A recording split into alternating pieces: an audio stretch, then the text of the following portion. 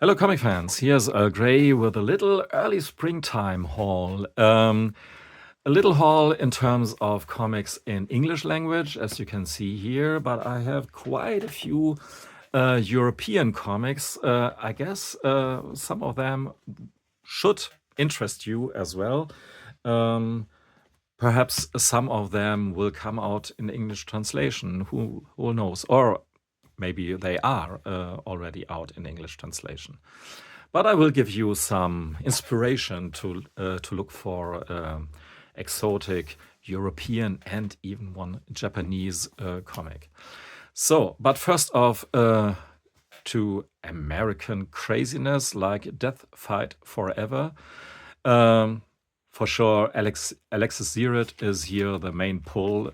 This is a 90s comic, a card game extravaganza with, yeah, you almost can hear the electronic sounds of some arcade pinball machine or whatever. The story is as basic as you can think of. There are these soldiers led by this tiger character, and some Rambo twins here are on his side, and one of them will be killed. Spoilers, but actually you don't feel the death because these are really paper characters. They are. It's a bit whatever if they live or die, and so it's just stupid fun. But yeah, I like it, and and there they fight against this dude in this pyramid, and this pyramid sails off with these helicopters. And actually, now I spoiled the whole story, the whole issue 1 for you, but as I said, the story is a bit whatever. Nevertheless, I enjoyed it quite a bit, and I'm looking forward to issue 2. Then we have Spirit of the Shadows, number 2, issue 2. This is Frankenstein and some other pulp novels thrown into a blender, and to create some postmodern, quite colorful, obviously, new amalgamation of stuff about a guy who has to figure out some bad truths, probably very bad truths about his life, and now he's dead, and tries to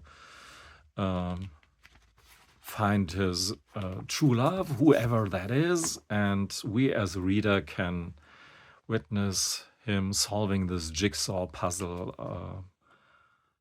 What kind of guy was I actually? And yeah, looks amazing. The story, as I said, it is actually in its core really nothing new, but the mix of familiar story and new presentation is the pull of this comic, I guess. Now to something really astonishing, really fantastic. Helen of Wyndhorn. I mean, the presentation in the slipcase here is beyond belief. I want to have almost every comic here in this presentation, but it's obviously very fitting to this setting in some 19th century setting. On the first glance, when you flip through the pages, you will come across a lot of fantastic monsters. On the first glance, this is a sword and sorcery story with fights against huge dragons and huge swords and so on. On the second glance, it's much more. It's a coming of age story or the biography of Helen of Wyndhorn. This young lady here, she is 16 when she's picked up by her gouvernante, a lady who has to take care of her after her father died here. Her father is a writer of fantasy books. So this is the title of actually, or an image that belongs actually to one of the creations of her father. And the fascinating thing here is how Tom King manages to write the story as a frame in a frame in a frame narrative. It's a very fragile construction story-wise, but it's not in your face. It reads rather smoothly. She takes her job as a governess pretty seriously. Helen, who drinks a lot, smokes a lot, is a very difficult young woman. And it didn't become easier when she goes to the House of Wyndhorn, which is actually rather a castle than a house, with huge rooms and a big wine cellar, which she is about to explore. And so it's in parts a very sad tale, because we can follow and come to understand how she and feel how she drowns her sorrow in poison. And look at her face. I mean, the art of Bilquis Everly is beyond words. The art is as fragile as the narrative construction by Tom King is. It's a beautifully drawn, very interesting and cleverly told tale. You will have a lot of open questions after reading this book, but in a good way. I don't need issue 7 or a continuation of the story. It's good as it is, with some open questions, but it's a wonderful comic. So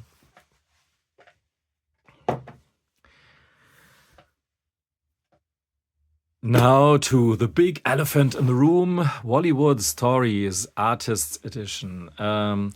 Yeah, it's now published by, it's again published by Scott Dunbier, but now by his fourth act imprint.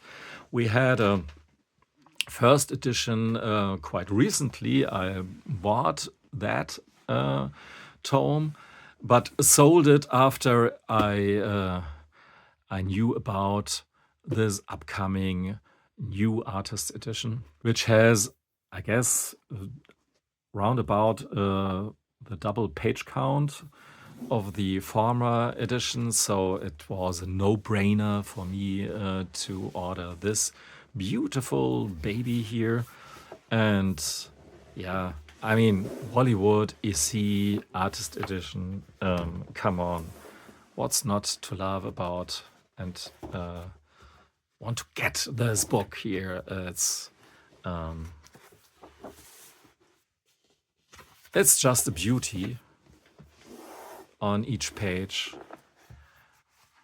and the more pages the better. So I'm very glad that I could sell my older first edition and that I now have this edition. I have to say it was a bit of a gamble, because sometimes books are solicited and then they won't come out, and this would have broken my heart to sell my older edition, first edition, and not get some replacement. But now I have this huge replacement, much better replacement actually, and I'm really a happy collector. So now to a quite substantial stack of comics in German language. But maybe there is already an English translation as well of some of them, probably of masterworks by Hideshi Hino. A really nice softcover thing here, even though the spine necessarily has to be cracked. the thick paperback like this. Hideshi Hino is one of these mangakas who is very, very brutal and across the lines more often than not, and has a very unique way of body horror. This is supposedly an autobiographic piece in which he cuts himself open to paint with blood and or sorts of body fluids there. It's very, very gross and sometimes a bit too gross for me, I have to admit. But yeah, it's like watching some traffic crash. You can't turn your eyes away from these pages who have a strange kind of beauty, and the use of black and white is top notch, I have to admit. And of course, in this edition, there's Panorama of Hell, or however it is translated into English, which is maybe his most famous story here. You can see this. So, yeah, really nice one. What did I tell you? I want to go through these books real quick, but it's really difficult. Here we have The Skull from Sweden by a French cartoonist lady called Daria Schmidt. And The Skull from Sweden belonged to René Descartes, or still belongs to René Descartes. Or does it ever belonged to him? That's somehow the question as well. The comic is about the history of that skull, how it was excavated again and again, put from one museum to another museum. Scientists of the 19th century pondered, is this skull the real skull by René Descartes? And in the nighttime, everything comes to life in the museum here, and he has to discuss with the skeletons of the animals why he thought that humans are so much better than them. René Descartes, cogito ergo sum, I think, therefore I am, which is somehow the reasoning behind how the humans can get an alibi to destroy Earth and kill the animals and be their master. And of course, the animals object to this worldview in beautiful pages. I mean, this is so unheard of, and it's such a shame that I really think the chances that you can get this comic in an English translation are almost nil. Der Papagei. What's the English word for this bird? The bird from Batignolles. And this is the interesting thing. It's written partwise by Jacques Tardy. Actually, it was an acoustic play, a radio play, written by Tardy and one Boujou, Michel Boujou. And Stanislas has done an comic adaptation with much too many words, but very charming ideas, like drawing the main character like a reincarnation of Tintin, and it's a nice, again, too wordy story, and it's not complete yet. A very classic European adventure comic is Marc Dacier. This is the first album, and Marc Dacier is one of the many, many journalists, like Tintin is a journalist, for example, or Ricochet as a journalist. Actually, the journalists are are for European comic stories almost the same as superheroes are for the American comics. So Marc Dacier here is a very classic drawn story by Eddie Pape, who is very famous for his science fiction story, Luc Orient, who is always described as the European Flash Gordon, which somehow fits and somehow doesn't, because Eddie Pape has a very unique art style, which you can witness here in a later work of his named Johnny Congo. The story is very generic, I have to admit, about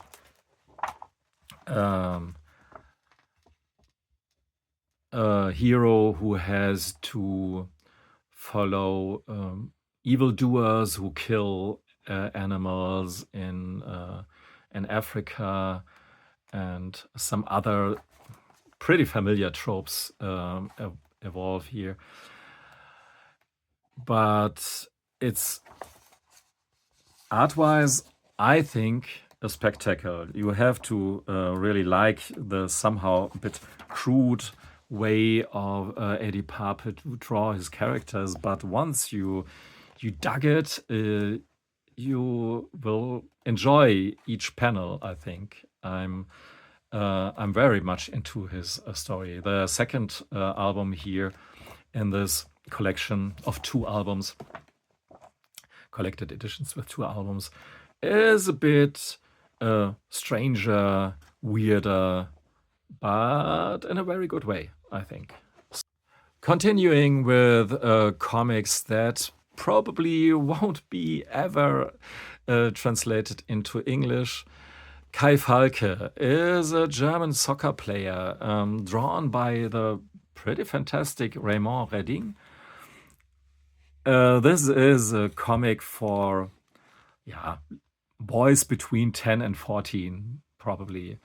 The comic came out at first in 1974 when the Soccer World Cup took place in Germany. So was obviously a no-brainer to create a comic to accompany this event. Actually, as a side note, the upcoming World Championship in football, which takes place in your fair country, I probably won't watch no game of that, because as much as I like American comic channels and American comics, but to see how your fair president will gloat about this soccer tournament, it takes totally the fun out of it. And it's actually like the last world tournament in football, which took place in Qatar, and I could not really develop some interest for that. So I don't want to complain, I want to show.